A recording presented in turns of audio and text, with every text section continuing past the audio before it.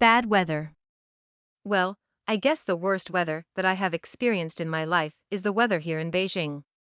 It is always so dry and windy, especially during the winter, with very little sunshine and warmth. I remember some day, when I was coming back to school from the restaurant I had a part-time job in, a terrible storm came up.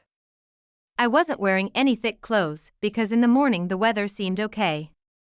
So I felt extremely cold and quickened my pace. But in fact it was difficult for me to move fast, the wind was too fierce. I was trying to breathe through the teeth of the wind. That was not the worst actually. I said earlier that Beijing is very dry all the year around, so when the wind blows, dust and wastes on the street are blown up.